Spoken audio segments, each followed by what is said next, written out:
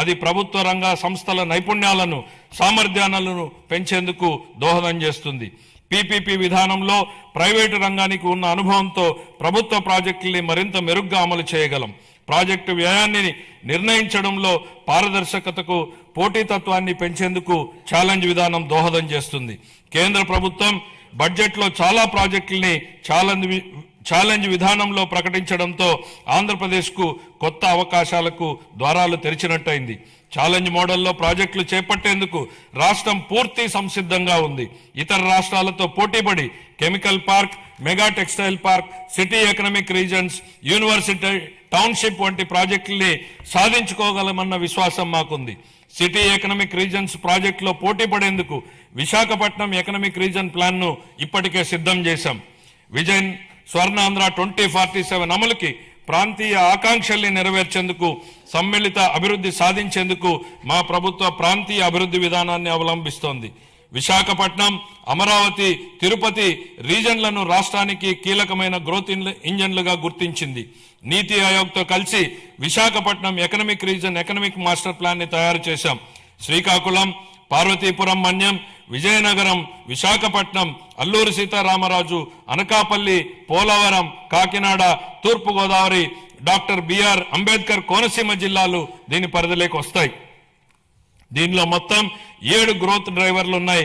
Manufacturing, services, మౌలిక వసతులు, పట్టణీకరణ, వ్యవసాయ రంగాల్లో 41 హై ఇంపాక్ట్ ప్రాజెక్టులు ఏర్పాటైతాయి.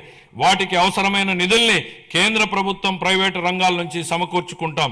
మెట్రో రైలు ప్రాజెక్టులతో సహా ఈ విశాఖ ఎకనామిక్ రీజన్ కి సంబంధించి సుమారు 28,000 కోట్ల రూపాయలతో ప్రాజెక్టులు ప్రతిపాదనలు సమర్పిస్తున్నాం.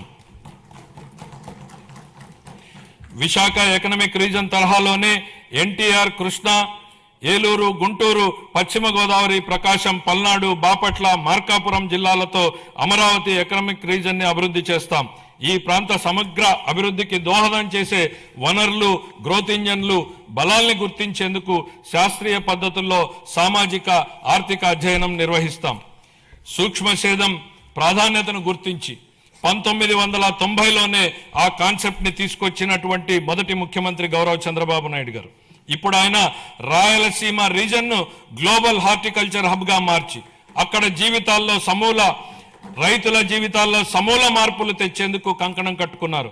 రాయలసీమ ఇంటిగ్రేటెడ్ డెవలప్మెంట్ ప్లాన్ సిద్ధం చేయించారు. అందులో భాగంగా 2030 నాటికి ఉద్యాన పంటల విస్తీర్ణాన్ని 8.41 లక్షల హెక్టార్ల నుండి 14.41 లక్షల హెక్టార్లకు పెంచబోతున్నాం.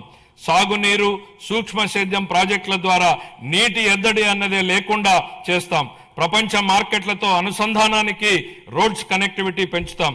అనంతపురము, అన్నమయ్య, చిత్తూరు, కర్నూలు, నంద్యాల, ప్రకాశం, మార్కాపురం, సత్యసాయి, తిరుపతి, వైఎస్ఆర్ కడప జిల్లాల్లోని 303 మండలాల పరిధిలో 200 పైగా హార్టికల్చర్ క్లస్టర్లని ఏర్పాటు చేయడం జరుగుతుంది. ఇందులో product perfection, forward and backward integration, మొత్తం వాల్యూ చైన్ లో ప్రపంచవ్యాప్తంగా ఉన్న అత్యుత్తమ విధానాల్ని అమలు చేయడం వంటి ప్రణాళికలో భాగం. ఈ ప్రాజెక్టు వల్ల ఉత్పాదకత గణనీయంగా పెరుగుతుంది. ఉద్యాన ఉత్పత్తులకు మంచి ధర లభిస్తుంది. లక్షల మంది రైతులకు లబ్ధి చేకూరుతుంది. వ్యవసాయేతర రంగాల్లో ప్రత్యక్షంగా 9 లక్షల ఉద్యోగాలు లభిస్తాయి. రాయలసీమపై వెనుకబడిన ప్రాంతం అన్న ముద్ర తొలగిపోతుంది.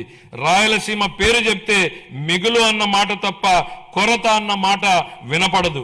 ఈ ప్రాజెక్టుకు సంబంధించి 30,000 కోట్ల రూపాయలతో ప్రతిపాదనల్ని సమర్పిస్తున్నాం. అప్పుల గురించి మాట్లాడుతున్న ప్రతిపక్ష మిత్రులకి ఒక విషయం గుర్తు చేయదలుచుకుంటున్నాను. మాకు 9,74 లక్షల కోట్ల రూపాయలని అప్పు మిగిల్చి వెళ్ళింది మీ ప్రభుత్వమే. మీరు చేసినటువంటి అప్పులు తీర్చడానికి మేము మళ్ళీ అప్పులు చేయాల్సినటువంటి పరిస్థితి తలెత్తింది. కానీ ఈరోజు మేము అప్పుగా తెస్తున్న ప్రతి రూపాయి ఉత్పాదకత వ్యయంలోకే వెళ్తోంది. అది